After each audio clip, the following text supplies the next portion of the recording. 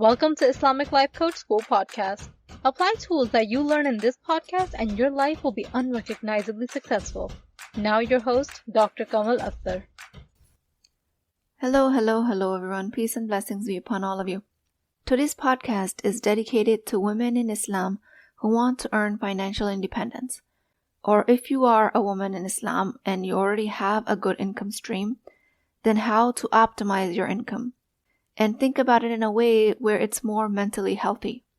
You are capable of earning as much as your mind allows you to, and your mind's capacity to offer value and earn income is unlimited. This is going to be the focus of this podcast. An objection I get is, all provisions are from Allah. And yes, I do agree with that, and I believe in that. But your capacity to earn comes from your ability to create value. That is the vehicle that Allah has allowed for you. The provision is of course written for you, but if you're not optimizing your ability to receive it, you will continue to limit it just because of your mind, not because Allah has not written it for you. You are capable of earning higher and higher provisions just through the capacity of your mind. So we limit our capacity to earn by believing a lot of limiting beliefs about ourselves, about money, and about our capabilities. And then we say that all provisions are from Allah. All rizq is from Allah. Like we know what this rizq is. They are. All rizq is from Allah. But not for a second should you pretend to even know what those provisions are. You have no idea what is written for you. Some other objections that I get is, but what about physical limitations? Okay, but if you have a petite physique, you may not make it as an Olympic level runner. But the beautiful part is that you are generally attracted to do things where you have had a positive feedback all of your life. So if you're born with a petite height, your positive feedback from your life is not going to come from having run a marathon. Your positive feedback is going to come from your creativity, your art, painting, your business or math aptitude, or solving people's problems. And when growing up you receive these positive feedbacks, your natural interests will grow in these fields. If you're an introvert, you're not going to have natural inclinations of being a public speaker, an outspoken activist in the spotlight, but you might have inclinations towards maths, or becoming masterful at computer sciences, or becoming an activist that does not gain a lot of spotlight. Your value capacity has the maximizing potential in areas where you have natural interests and physical abilities. And what we call natural interests develop by the subconscious positive feedback from humans close to us, and that we are able to see our internal strengths and we reflect them in their voices. Your value capacity is what you can offer the world with your skills and talents in exchange of money. And this value capacity strictly comes from your mind. It does not come from anything external. And this value capacity is directly correlated to your earning capability, which never comes from the world. It does not come from certifications. It does not come from connections or the lack thereof. It comes from your mind. Another common objection I get in this case is that people don't want to believe they can earn more than the amount of hours they can work. Meaning if you have maximized the amount of hours, that's the only amount of money you can make. Or you can tell me you already work so many hours, you pay your employees, and you might not have anything left to pay yourself. And that's how the business is being run. And all of this is because of low quality thoughts about your employed job or about your business. None of these sentences are factual. Your earning capacity is limiting itself in these cases because your mind's capacity to think outside of the box is limited. Because of these low quality thoughts, you can remain an under-earner in any industry, and you're endangering yourself of remaining at the lower end of the spectrum of the value capacity that you can potentially offer the world. Your value capacity is independent of generational wealth. It is independent of your current net worth. Just to be clear, if it's not already, when I say value capacity, I mean your ability to contribute to the world in a way where people will exchange their money with you for what you have to offer them. And I want you to set aside any facts about your income or any debt that you might be in, because when you worry about your income being low or you're dealing with debt, then you cloud your judgment about your value capacity, about what you can offer the world. In that case, you don't think clearly about how much value you have the potential of offering the world, because then you are in fear and scarcity about how much you don't have, how much you don't earn, and how much you owe the bank or your friends.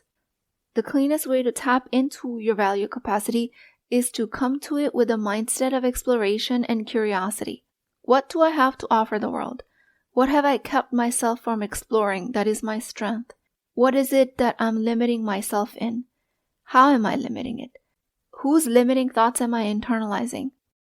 For a lot of working Muslim women, they're internalizing other men's opinions. Opinions like a woman's role is only in the house, or she shouldn't out-earn her husband. And believe it or not, I was always internalizing other people's beliefs about me. But with mind management and conscious thinking about my brain, now I'm extremely selective about what beliefs I internalize. And these selections nowadays is from what made other persons successful, regardless of if they're men or women, Muslim or non-Muslim. Being selective about what you internalize about yourself is a success strategy. I'm always putting other people's opinions through an extremely refined filter of, does this serve me or not? Somebody else's opinion of you can only affect you if you allow it. So then the next question becomes, how do you know if you are at your value capacity, or what it even is? The answer is you're never at your full level of value capacity, because if that had a ceiling, then you would stop growing, and you actually never stop growing. Maybe your value capacity is optimized in domestic duties, and it could be optimized in crafting, or maybe it's optimized in working outside of the home, and you've grown enough in your professional life, but it can be optimized within the home. There's always room for improvement in what value you give to the world, because chances are at any given moment you're playing multiple roles. Maybe you need to refocus on your marriage. Maybe your value capacity needs to be revamped in your friendship, or when it comes to memorizing and studying the Quran. The beautiful thing about optimizing your value capacity in different roles is that you become a better person. All of this is work for you to become the most refined, efficient, and upgraded version of yourself, because this has to happen before you can offer value to somebody else in the world in that regard. Limiting your value capacity comes from you not having advanced yourself. With some restructuring, re-engineering, upgrading yourself comes maximization of the value you can provide the world. It brings you to your best potential. It increases your value capacity. Because if you don't do that, if you don't advance yourself, if you don't work on time management, stress management, relationship connections, then you will have a tendency to have a limiting value capacity. And that's the space where I find most people are at when they're seeking coaching with me. And unfortunately, the mindset is that all risk is from Allah, and I can't change anything. My capacity of earning money, which correlates with my capacity to offer value to the world, is unlimited. Since value comes from my brain, and since I don't know what risk is written for me, what you offer the world is unlimited. And by extension, the amount of money you can make is unlimited. And since you don't know how much risk or provision is actually written for you, the amount of risk or provisions you can create through the power of your mind is also unlimited. Sometimes when I say this and your mind goes to hustle, that's actually not what I mean. Maximizing your value capacity does not mean that you're always hustling, stressing, always stretching yourself thin in the name of resilience and hard work. That is not what I mean here at all. I absolutely refuse to hustle. I refuse to work with high stress energy. But I produce at a very high level, alhamdulillah, and I'm always trying to optimize my value capacity. This is where the creativity of an open heart and an open mind lies. You innovate in a way where you stay away from hustle culture and optimize your value that comes from your brain, and you offer it to the world without sacrificing your peace of mind. Maximizing your value capacity has a lot to do with aligning yourself with the people who need that value. If you have a master's in computer science or a high degree in IT and you're trying to earn a living in food industry, they will never be able to match your value. They will never understand what you have is truly remarkable, and they will never be able to match it with the money they pay you. Or if you have certifications in coding languages and you apply for a new job as a front desk person in an office, they will never be able to match with their money the value you can offer them, simply because of the fact that there is a mismatch. But let's say you're an extrovert and you have a special way of remembering people and making people feel special. Then you're a perfect match to work as a front desk staff for an office. And they will see that value of how much people love interacting with you, how much customers, clients, patients feel understood, how much they feel heard and valued. The management, the employment will see your value as a staff member. The employer will see how valuable you are to their company and will give you money that matches that value that you offer, because they have the maximum understanding of the value you're giving them, while at the same time you're maximizing your value capacity based on your skills and talents. So I was teaching this concept to my son recently. He had no idea what value he could offer the world. It turns out that he loves solving Rubik's Cube, and I asked him if he'd be willing to teach other people how to do that. His first objection was that nobody wants to learn how to solve a Rubik's Cube, and I asked him, what proof do you have? And he answered with that whenever he solved a Rubik's Cube in front of his friends, they were very excited, but they never wanted to learn. So I said, okay, maybe they're not the right people. Maybe they don't understand the value you're offering them because they are not interested in learning how to solve it. Then you have to match your offer to people who want to learn and who want to take the value you have to give. After this mutual understanding, we approached our local library and we offered a course on how to solve a 3x3 Rubik's Cube to kids ages 8 and above. And it was a hit. Kids loved how to be able to solve one of the most complex puzzles. And my son was finally able to see that he does have value to give. The other hurdle his mind had to cross from the experience of the library is that he didn't get paid for this. So in his mind, the objection was that he can never make money, because he had not made money so far offering this value. So then my job as a coach parent was to show him that the return on investment is not always money. Maybe he starts with making a name for himself. Maybe he refines the teaching method. Maybe he condenses it. Maybe he adds an FAQ session. Maybe he can offer a different class for advanced students and a simpler class for younger students. And all of these ideas intrigued him because he just thought that he has no value to offer because nobody has given him money for it so far. And this was severely limiting his growth. But what I helped him understand was that you have to offer value to the right people at the right time who need exactly what you're offering. Then when all of this is correctly aligned, then they will offer you money for it. And in this day of social media and internet, this search and alignment process is a lot easier than before. And this I see is the way to do it in the most halal and spiritual and uplifted way. What you do is you offer pure value and people see it. And if they don't see it, then you keep offering value to others until there is an alignment. Other people's rejection of your value has no bearing on your skills or your value capacity. It just means that you have to offer your talent to others.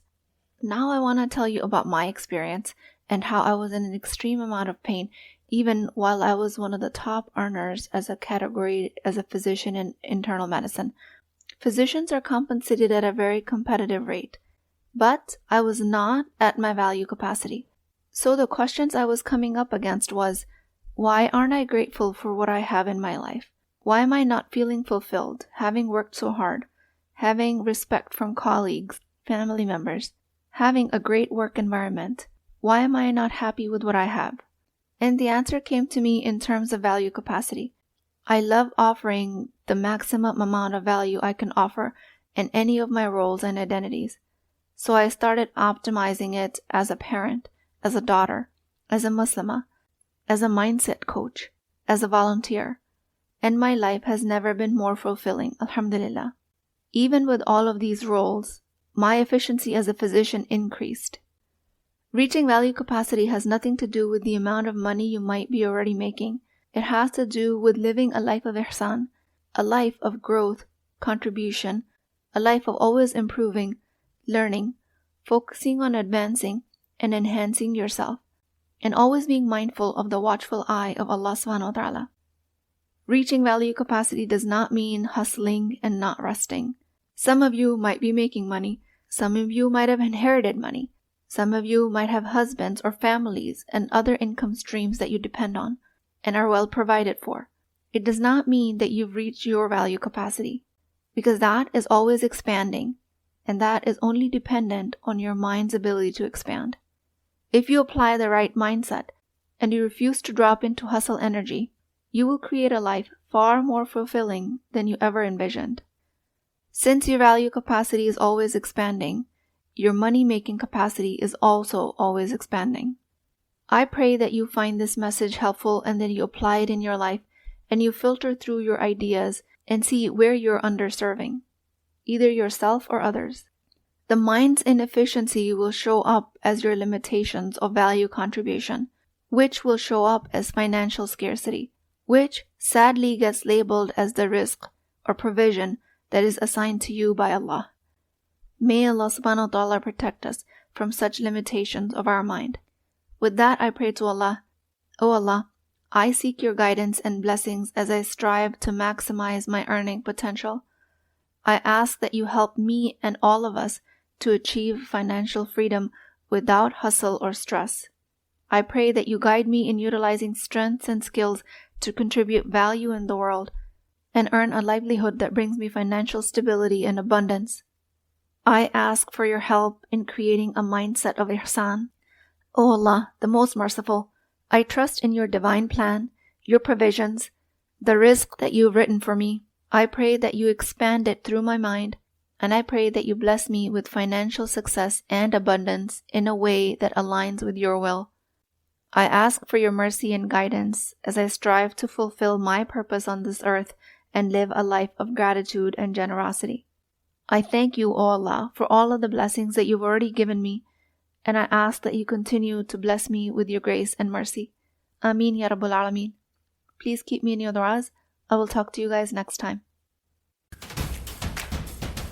If you're interested in getting coached by me, I'm offering a very affordable opportunity to do that with Wisdom Wednesdays.